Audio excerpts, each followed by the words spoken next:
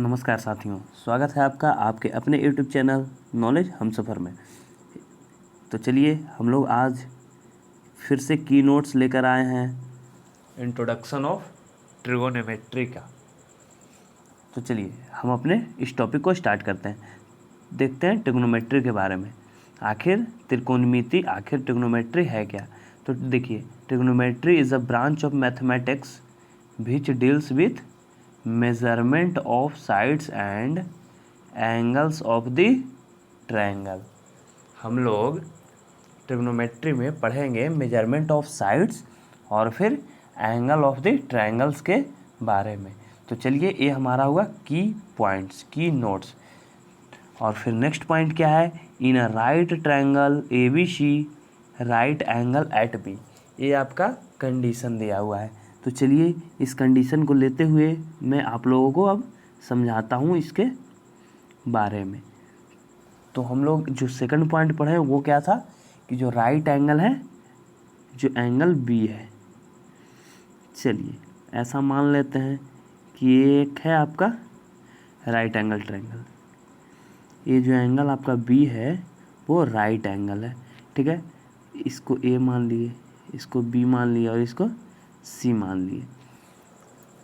तो यहाँ से यदि इसके बाद मैं बोलूँ कि यहाँ पे आपका है जो एंगल थीटा है, तो यहाँ से ए वाला पार्ट हो जाएगा बेस, ये वाला पार्ट हो जाएगा हाइपोटेनस और ये हो जाएगा परपेंडिकुलर।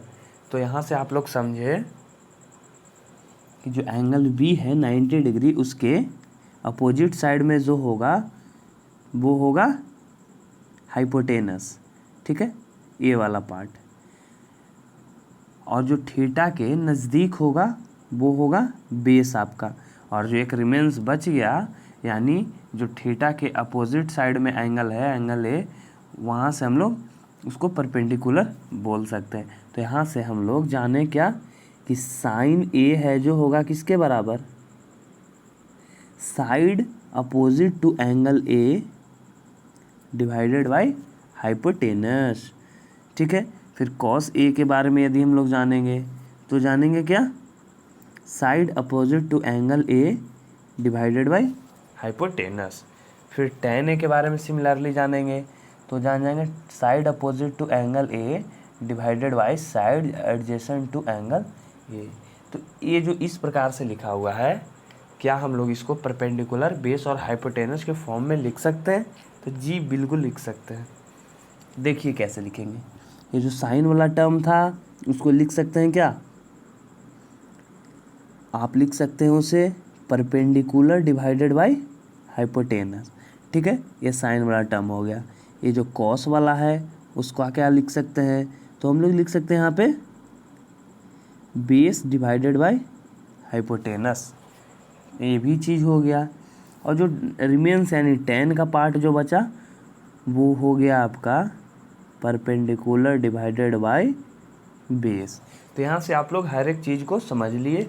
ये की नोट्स था, इसीलिए यहाँ पे थोड़ा सा शॉर्टकट आप लोगों को बताया जा रहा है। बेसिकली है जो आपको रिवीजन पर्पस के लिए बताया जा रहा है। तो चलिए इतना तो हम लोग देख लिए। अब कुछ नेक्स्ट पॉइंट देखते हैं। इन टर्मोलॉजी को तो आप समझ लिए। अब कुछ नेक्स्ट पॉइंट आते हैं, जैसे कॉसेक ए है ना, जो क्या कुछ रिलेशन है साइन ए से? तो जी बिल्कुल है।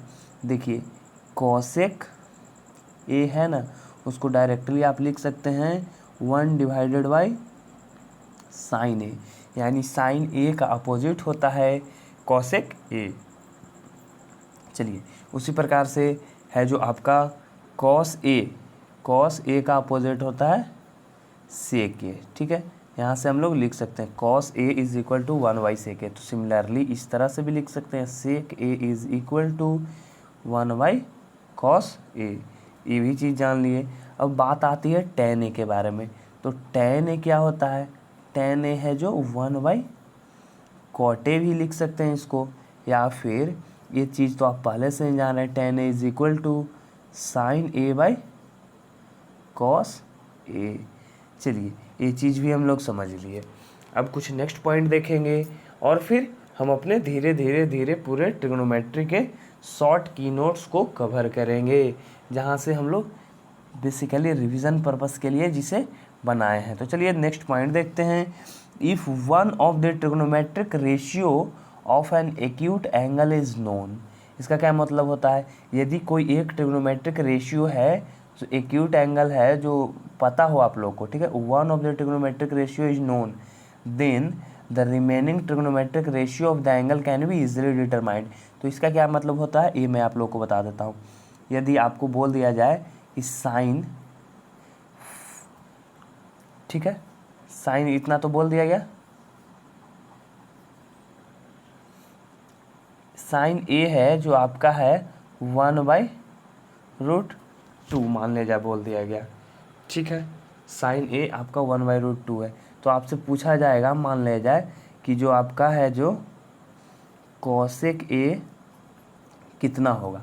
तो हम लोग अभी क्या पढ़े थे, sine A is equal to one by cosec A, तो कॉसेक ए को लिख सकते हैं 1/साइन ए। तो यहाँ से हम लोग डायरेक्टली लिख सकते हैं √2 वैल्यू होगा कॉसेक ए का। तो चलिए यही चीज़ मैं बता रहा था आप लोगों को कि यदि कोई एक रेशियो हमें पता हो तो बाकी जो सभी रेशियो 5 बचे हुए हैं रिमेंस, उनको हम आसानी से निकाल सकते हैं।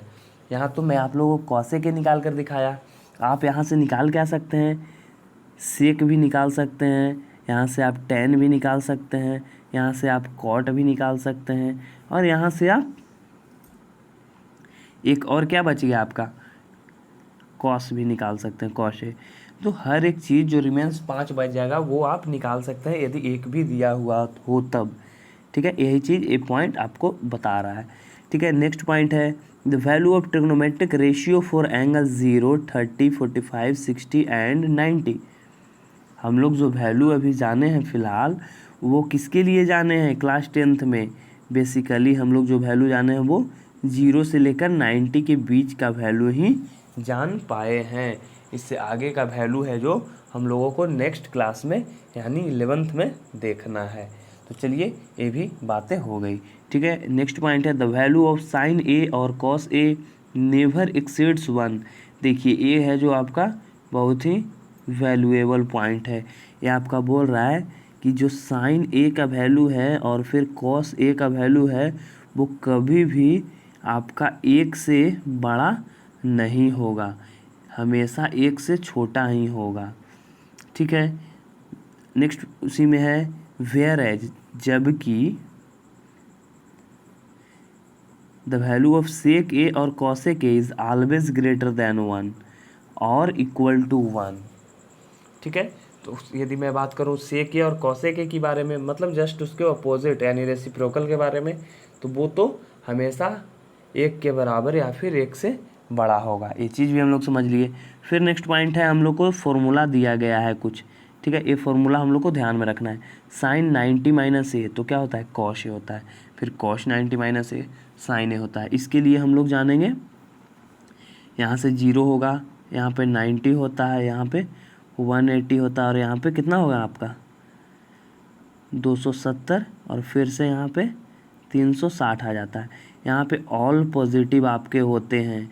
और एक चीज़, यदि आप 90 में से, यदि जैसा मैं एक एग्जांपल लेता हूँ साइन 90 माइनस थीटा, तो आपका क्या आ जाएगा, यहाँ पे जैसे ही 90 टर्म है तो आप उसको चेंज कर दीजिएगा। वो कैसे चेंज होगा ये मैं आप लोग को बताता हूँ। साइन है जो आपका कॉस में चेंज होगा और कॉस है जो साइन में चेंज होगा, मतलब आपस में एक दूसरे चेंज होगा। फिर ठीक है, उसके बाद फिर टेन है जो आपका कॉट में चेंज होगा और कॉट है जो आपका टेन में चेंज होगा।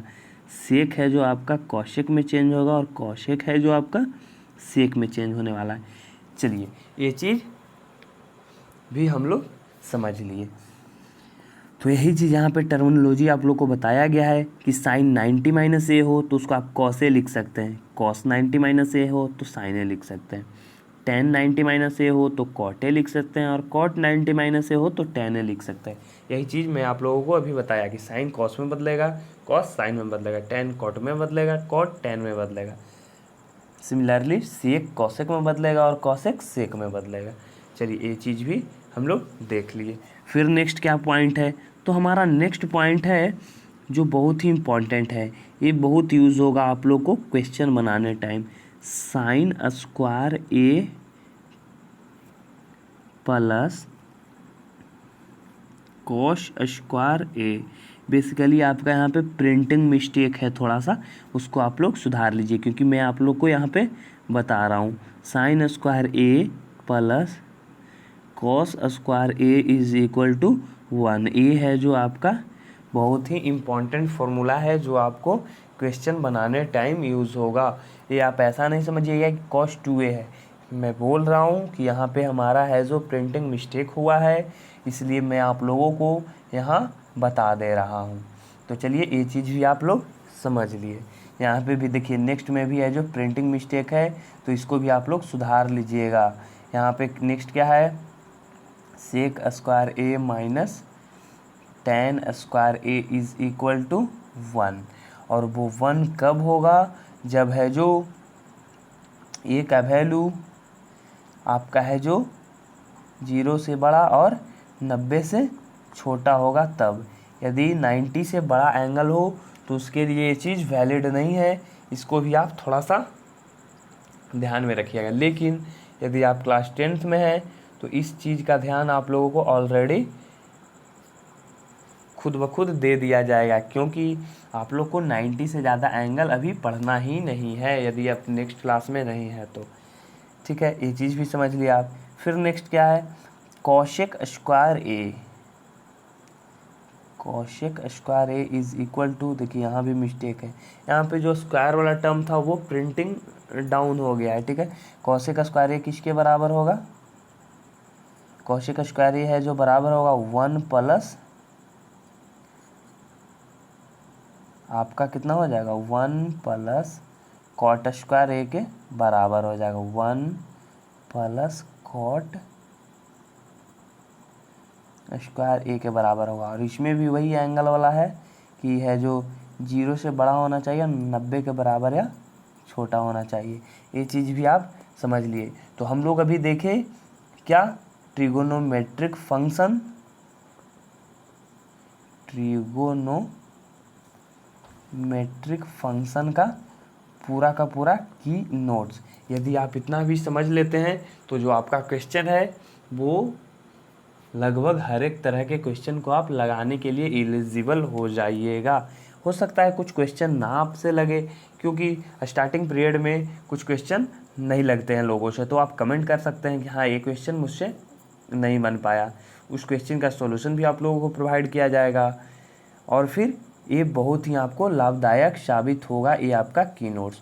तो आखिरी में मैं यही बोलना चाहूँगा कि जो हमारा चैनल है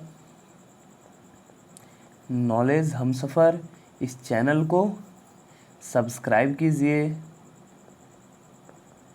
हमारे लेक्चर को लाइक कीजिए, और फिर ज़रूरतमंद साथियों के साथ शेयर करना तो बिल्कुल भी ना भूलें। तो थैंक यू, जय हिंद, फिर मिलेंगे, तब तक के लिए शुक्रिया।